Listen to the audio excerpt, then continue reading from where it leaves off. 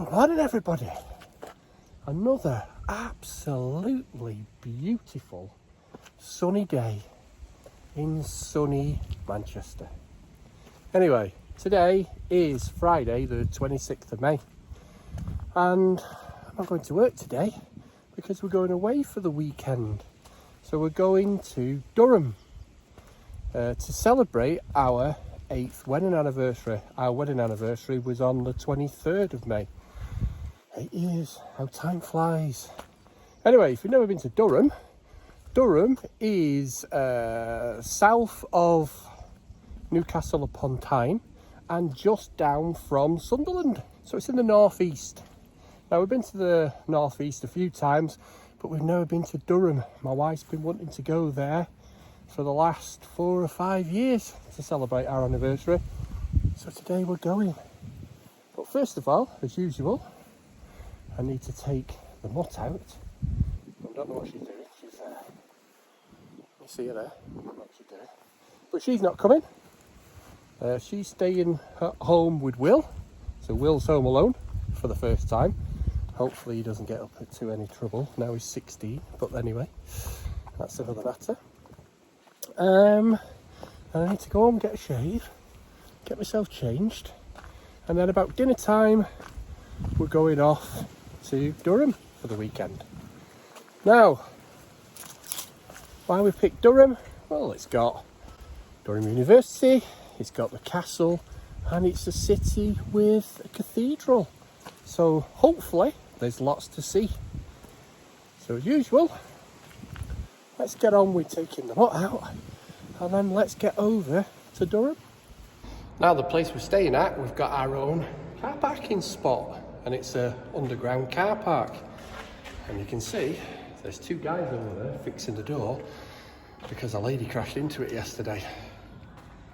Anyway, it's this way down here to get to the place where we're staying. Come on then, let's go and have a look and see what place we're staying at. Let's go through the front door then. And we enter into the hallway. So you can see there's a nice little writing desk under the stairs. We've got electric heating. In this door here is the downstairs WC with a wash basin. Looking pretty good.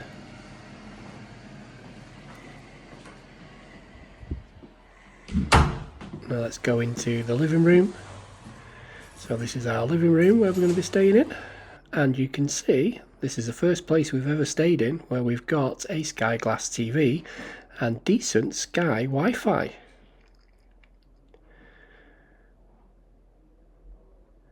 So now you can see the dining room set up for 4 people.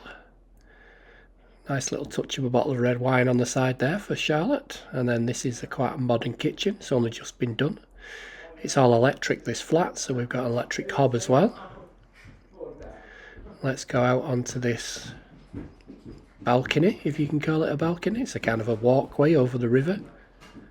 So this walkway, balcony, whatever it is, seems to be shared by everybody else, but we've got our own little spot with some table and chairs. So back into the dining room and let's go and take a tour upstairs.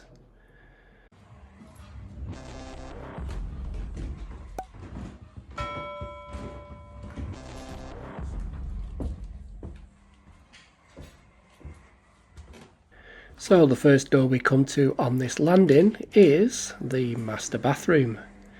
So you can see we have a bath and shower, a vanity unit and again a built-in WC. All again looking pretty new and smart. Then this is bedroom number 2, which we won't be staying in, but again really modern, really well done and looks really smart. Chandelier. Back out onto the landing, turn left and we're now into the master bedroom. First door here is the ensuite and all the lights in the bathrooms are all automatic. There's no pull cords or light switches for them, which was a bit of a pain when you got up in the middle of the night to use the toilet. But anyway, again, fancy ensuite. Past the electric radiators, which we didn't need because it was boiling, into the master bedroom. And you can see again, this is pretty well kitted out, and there is actually Wi-Fi in the bedrooms as well. And this is one of the best places we've ever stayed for Wi-Fi. Here we have a walk-in wardrobe with an ironing board, which we didn't need. And hopefully we can get the door shut. Anyway, that is the tour of this apartment where we're staying in Durham. You've seen, we're staying at an absolutely amazing place. And we've got this fantastic balcony just outside where we're staying. So just down there is the River Wear. And if you see down there, you can see a bridge. And that's the medieval structure called Bridge Elvet, which is a Grade 1 listed building. Now, just on the other side of the river, behind those trees, is what we've come here for. So we have Durham University, we have Durham Cathedral, and we have Durham Castle. And that's what we're going to be looking at tomorrow. But both me and Charlotte are absolutely starving, so we're going to get a shower, and then we're going out into the town, which is over there. And we're going to have a Lebanese, which I think I've only ever had once before in my life. So, let's get on with it. Good morning everybody, and welcome to day 2 of our Durham getaway for our 8th wedding anniversary. It's only 9 o'clock in the morning, and it's as stunning as it was yesterday. And the river is quite busy. Still, there's boats on there already, and it looks like the university boat people practicing, which is quite good. And literally they stop here and go shooting off. So it's been a good morning watching them already. Now, the Lebanese yesterday was absolutely amazing. So if you are staying in Durham and you want something to eat and you want Lebanese, go to Lebanese. And I actually had Lebanese lemonade, which was a fantastic drink, obviously non-alcoholic, being a teetotaler. But yeah, beautiful blue skies. So we should be having another good day going over the other side of the river to check out what's going on over there. Just see another boat going past. Does that happen in all university towns? Anyway, let's get on with it. Now, the apartment we are staying in is this brown one here, and it is literally a couple of minutes walk from the first place we're going to look at, which is this bridge here. This is Elvet Bridge, and it is a medieval masonry arch bridge across the River Wear in the city of Durham, in the county of Durham. It links the peninsula with central Durham and the Elvet area of the city, and it is a Grade 1 listed building or structure. The bridge was built by Hugh Pusett, Bishop of Durham, from 1153 to 1195, and is the second river crossing for the city. The bridge has 14 arches, but only 10 are now visible. Originally 5 metres wide, it was widened upstream in 1805 to 9.5 metres. At the southeast end of the bridge, fragments of the original 12th century bridge and the chapel of St Andrews are visible. At the west end was the chapel of St James and the House of Correction. The bridge was repaired extensively in the time of Bishop Fox between 1495 and 1501, and again in 1601. The Great Flood of 1771 badly damaged the bridge, and the 3 central arches were renewed. The bridge was 15 feet 4.6 metres wide until 1804 to 1805, when it was widened to 18 feet or 5.5 metres on the upstream side or the north side. This is Farnwell Gate Bridge, and it was the first medieval masonry arch bridge across the River Wear. The original bridge was built by Ranulph Flambard, then Bishop of Durham, 1099 to 1128, and it was the first permanent river crossing and was defended by a tower and gateway which was demolished in 1760. The present bridge, as seen here from downstream, was rebuilt by the Bishop Langley in the early 15th century and was widened from 6.2 metres to 8.6 metres upstream in the early 19th century. If you stand at the far end of the bridge and look up, you will see Durham Castle and Durham University standing proud above the treetops, towering over the River Wear, the city and the bridge. Just up from the bridge is Durham Marketplace. Now every Saturday throughout the year the marketplace is transformed by up to 30 small independent traders. It becomes a traditional bustling fresh air market and a great shopping experience from 9 till 4. The church found at the bottom of the marketplace is St Nicholas Church, commonly known as St Nick's, and it is a Church of England place of worship. The original St Nicholas Church is thought to have been founded in the early 12th century by Ranulph Flambard. In the marketplace there are a few statues, but none as big as this one here. This is probably the most permanent landmark in Durham Marketplace. It's a huge double life-size statue of a military-looking gentleman on a horse. Though he towers over the marketplace and he is a local meeting point, many of the residents of the county of Durham don't know who the statue represents. Locals simply refer to the sculpture as the man on the horse. The statue was erected in 1861 and it is Charles William Vane Stewart, born 1778 and died 1854, and he was the third Marquis of Londonderry. Charles William Vane Stewart certainly had a very colourful life and career. He was a famous cavalryman who led the Brigade of the Hussars and for a time served as the right-hand man of the Duke of Wellington, who was the hero of the Battle of Waterloo. When the Marquis of Londonderry died in 1854, his widow set up a subscription committee to raise money for the statue. As the Marquis had many friends amongst the gentry, the scheme was successful, raising £2,000, which was a substantial amount of money for that time. The artist commissioned to do the sculpture was Raphael Monti, 1818 to 1881, who was an English-based Italian sculptor from Milan. Monti would use his new, highly innovative techniques to produce his image of the Marquis. The statue shows the Marquis at the age of 42 in his uniform of the Hussars. The story of woe for the widow continued. First of all, Monti went bankrupt just before the sculpture was due to be delivered. The artist's creditors confiscated the statue and the Marquis of Londonderry's widow had to shell out £1,000 to have the sculpture released. This is our next stop on our tour around Durham, which is Palace Green. What is today known as Palace Green was originally the city marketplace, which was probably then bustling and rather chaotic, unlike today where it's quite quiet. Directly in front of us and dominating the Palace Green is Durham Cathedral. To the right of us is the Palace Green Library and Museum. To the left of us is almshouses. And behind us is Durham Castle. First of all, let's take a look inside this magnificent building, Durham Cathedral.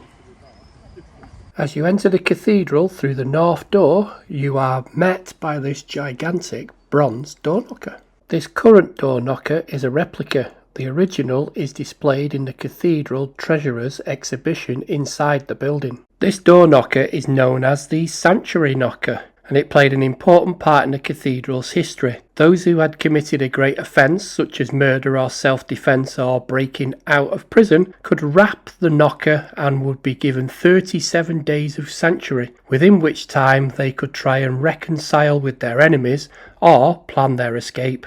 I don't think you would get away with that today, and if you did try and knock on this door knocker, because there's no base plate, you'll probably break your fingers. Now, as soon as you go through these glass doors here into the cathedral, you need to look upwards, because what you will see is what's known as the Daily Bread window. Now, this window was dedicated on May the 2nd, 1984, and it depicts an abstract representation of the Last Supper. It was gifted by the staff of Durham branch of Marks and Spencer's, commemorating the company's centenary. It is an example of the strong links between Durham community and its cathedral. The window was designed by Mark Angus of Coombe Down, bath. So as you continue into the cathedral, you come into the nave, which is the main room of the cathedral, and it's the first space you'll enter from this front door. It's supported by a series of giant stone pillars, which are 6.6 metres round and 6.6 metres high. The nave's vaulted stone ceiling towers 22 metres overhead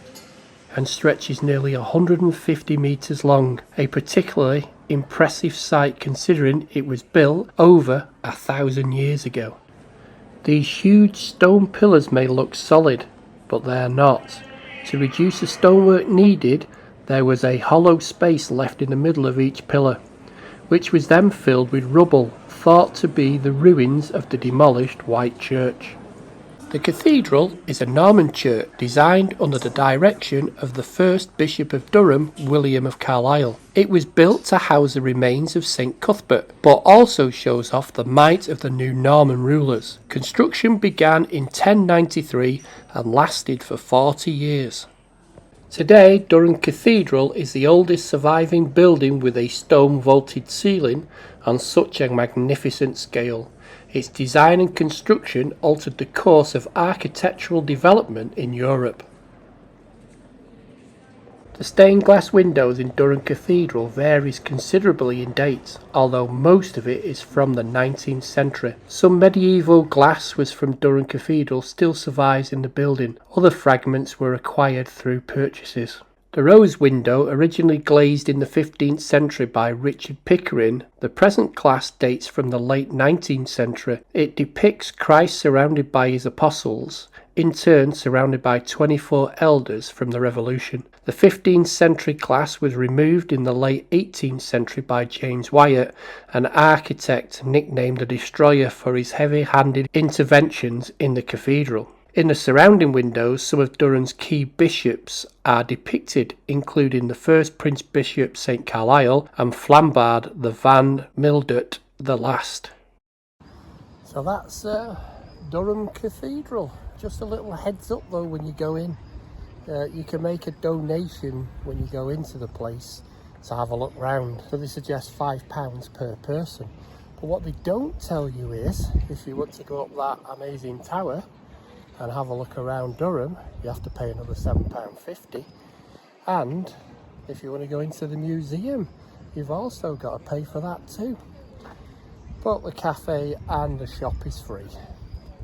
But what an amazing place. So just across the green is the castle itself. So that's our next adventure over there. If you want to go on the tour for the castle, you need to go in that place there, and you need to get yourself a lanyard and get booked onto the guided tour. And it's only a £5. Absolute bargain. But they're all timed, so ours is 1:45. So as soon as you get here, before you go into the cathedral, you need to get booked on the tour, because there's not that many places per tour. And then just stand around here waiting for your tour guide to come. This is the entrance to Durham Castle, sitting at the heart of Durham's World Heritage Site, and it's been occupied continuously since the 11th century. The castle is now the home to the students of University College, part of Durham University. Durham Castle is a Norman castle which has been occupied since 1837 by the University College Durham, after its previous role as a residence of the Bishop of Durham. The castle was originally built to defend the English from the Scottish, because then the border of Scotland was a lot closer than it is now. Designated since 1986 as a Cultural World Heritage Site in England, along with Durham Cathedral, the facility is open to the general public to visit, but only through these guided tours, so make sure you get yourself booked in before you try and have a walk around this site, because it's now the home to the students of the university. Construction of the castle, which follows the usual motte and bailey design favoured by the Normans, began in 1072 under the orders of William the Conqueror, just 6 years after the Norman conquest of England of 1066, and soon after the Normans first came to the north of England. The construction took place under the supervision of Earl of Northumberland until the rebellion against William, and was executed in 10 1176. Stones for the new building was cut from the cliffs below the walls and moved up using winches. In May 1080 the castle was attacked and besieged for 4 days by rebels from Northumbria. Bishop Welcher was killed in 1177. King Henry II of England seized the castle after a disagreement with the then Bishop Hugh de Puset, sometimes known as Pudsey. In the 12th century, Bishop Pudsey built the Norman archway and the gallery of the cathedral. Other major alterations were made by the Bishop Thomas Hatfield in the 1300s, including rebuilding the keep and the enlargement of the keep moat. The college did not occupy the castle until 1830, after the Bishop Edward Maltby had completed renovations of the buildings. This is the Norman Chapel. It is the oldest accessible part of the castle, built about 1078. Its architecture is Anglian in nature, possibly due to the forced Anglian labour being used to build it. In the 15th century, its 3 windows were all but blocked up because of the extended keep. It thus fell into disrepair until 1841, when it was used as a corridor through which access to the keep. During the Second World War, it was used as a command and observation post for the Royal Air Force. When its original use was recognised, the cathedral was targeted for a blitz or bombing raid by the Germans, but escaped because fog rolled in and blocked the pilot's view. The chapel was reconsecrated shortly after the war and is still used for weekly services by the college today. This is the black staircase of the castle, and it was constructed by Bishop John Cosin in the late 17th century. Cosin inherited the Bishop of Durham after the English Civil War. Many of the buildings were in bad condition and there was lots of work to be done, but the bishop had the resources to do it. It was designed as a flying staircase, meaning it would have no vertical supports. Each stair was embedded into the wall, with the weight deflected all the way from the top to the bottom. Unfortunately, Cosin's builders miscalculated the staircase's weight and it began to lean soon after construction. To stabilise the structure, the wooden posts were put in, and as you see, these remain today. Bishop Beck built the castle's Great Hall in the early 14th century, most likely to coincide with the visit of King Edward I. Keen to use the space to entertain and impress, it was said that the Bishop Beck had a throne at either end of the Great Hall. Much of the appearance of the Great Hall is due to the remodelling in the 19th century. The large north window, the stained glass of which includes the arms of various figures connected with being a bishop and with the university in the early days. It was inserted in 1882 to commemorate the university's 15th anniversary. The Great Hall is now used by students and the university staff, who eat there 3 times a day, with a formal hall twice weekly. Students also use it as a revision place and a place to socialise. As we was leaving the castle, we saw members of the University College Summer Croquet Club playing croquet on the green.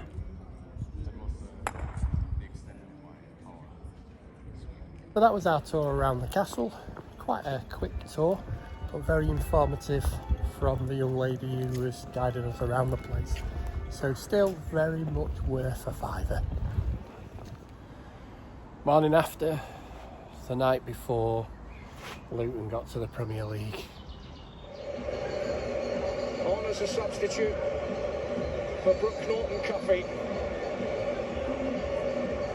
Reared by Chelsea.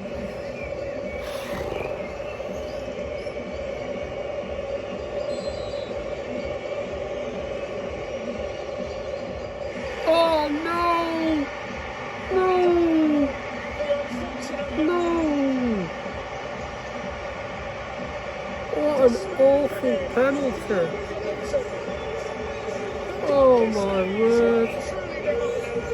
Awful penalty! Shining goal for Luton Town FC. Oh, shocking! 31 years since they won Oh, the look, last Coventry. in England's elite competition. 5 years in non-league in between. Well, that's ruined the evening. Garbo and Bishop. even the weather today is pretty much how most Coventry fans and players feel today. And me. Miserable. But somebody has to be a winner and somebody has to be a loser. So, well done, Luton.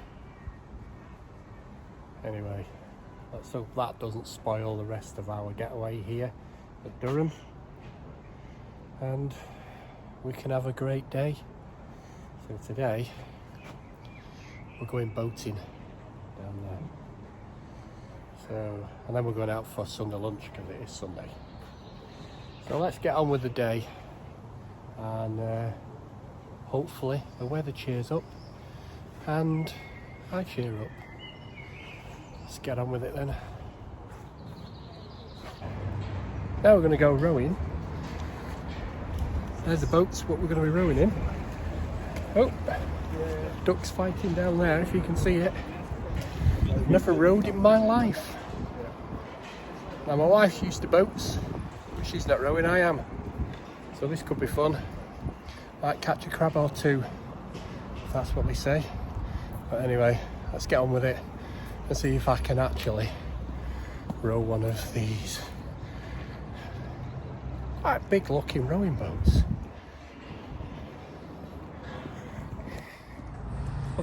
Right, step a little best you can, yeah, that's good. So you've got the boat for an hour. Okay. 3 bridges in each direction. Always keep to the right hand side of the river. Okay. Passengers right. So you come down this side, always go up on the other side. Okay.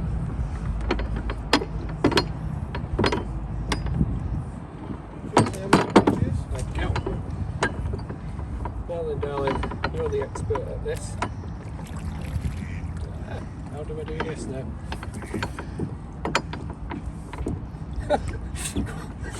You can't help me. How do you turn it? Come on! How do you turn it? Just use one oar. Which way? Well, try it. You'll see that one, I think. You can't sit in there.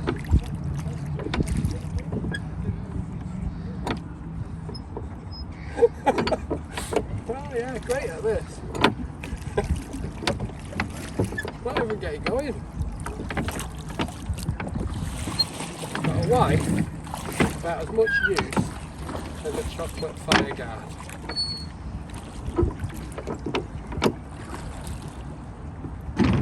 Moving. Not much. Well, we got the arms the right way. Did we go that way like Yeah, that? always have the boat bits facing the side, so the blades are vertical in the water. So like that, Facing you. facing me like that. Yeah, like that, yeah. Just pull them towards you in the water. Pull them towards you in the water. Like that.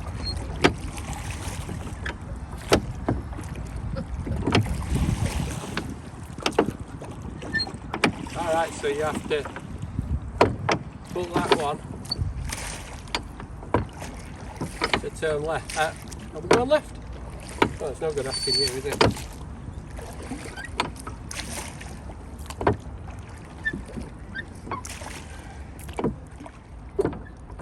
There's a lot of one-handed steering here.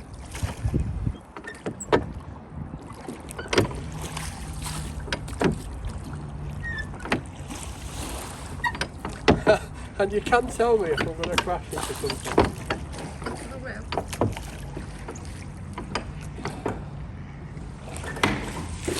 It's all right last time.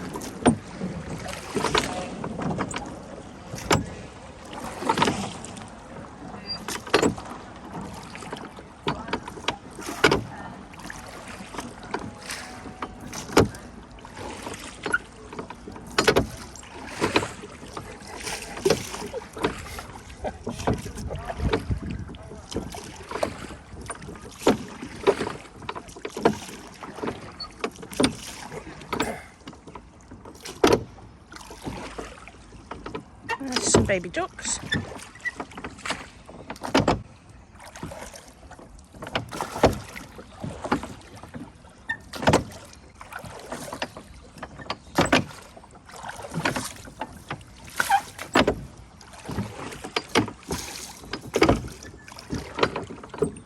Are we ready? Yeah. Whoa.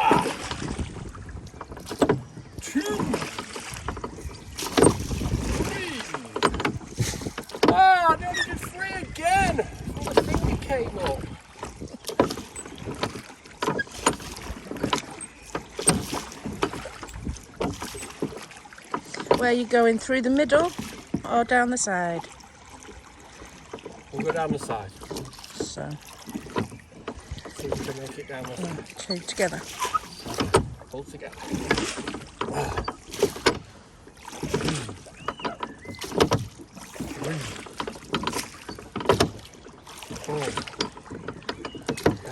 We got a pointer finger that way.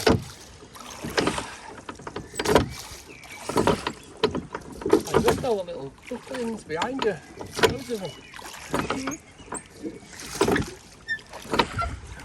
I knew that one. Yeah.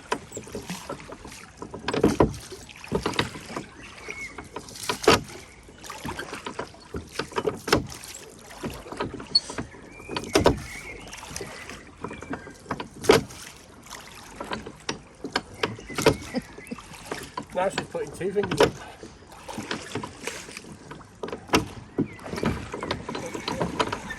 What's it called when your arm gets stuck in your pocket?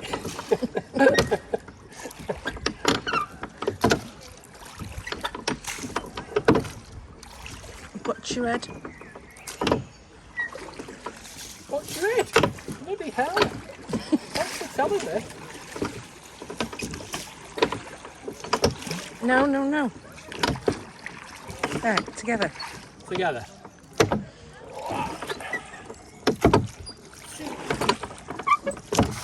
That way. Right.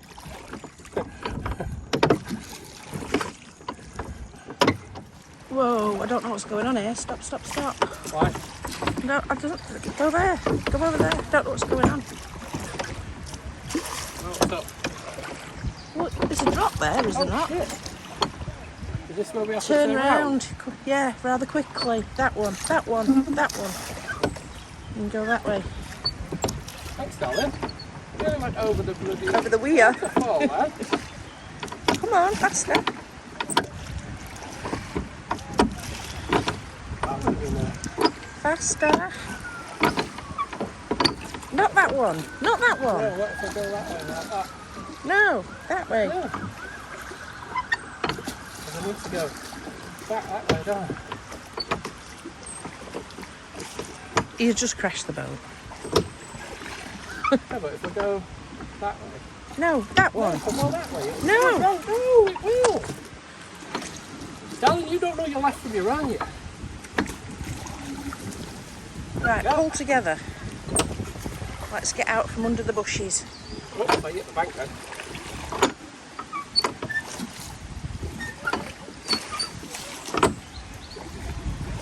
Look at that for a 3.2. Just show what we nearly fell over.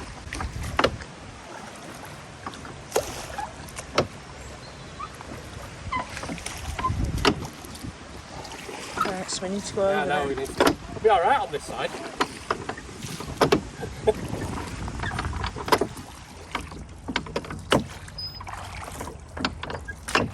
So steady. Oh, I'm not there yet.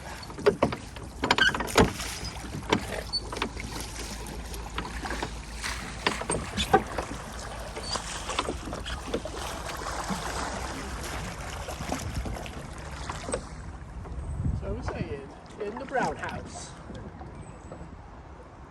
Well, what a marvellous place it is. Oh, they've done one. What's it called? Stroke. That's it. One stroke at them out. That's all about.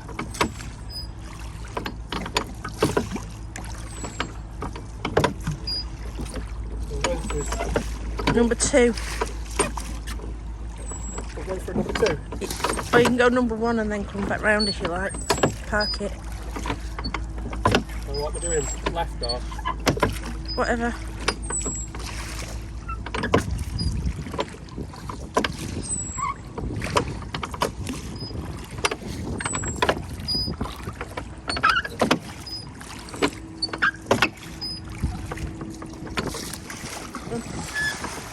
That's it, go straight now. No, that one.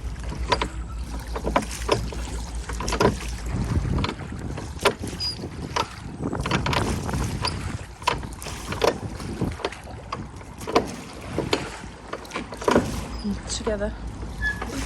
It's on an angle. And you going in there? We're back early, but that's fine. And you've got to get right round there, so you want that one, don't you? Yeah, I'm naturally going that way.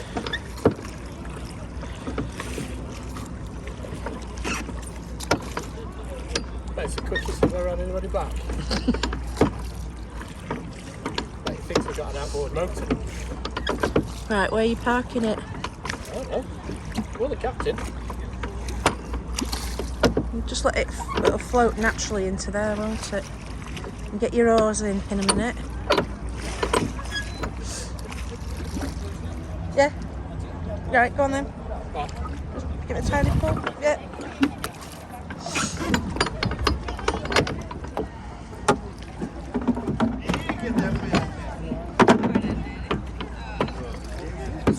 Step on one at a time, please. You can go first. So I can fall in first? Yeah. Well, you can help me out, you see.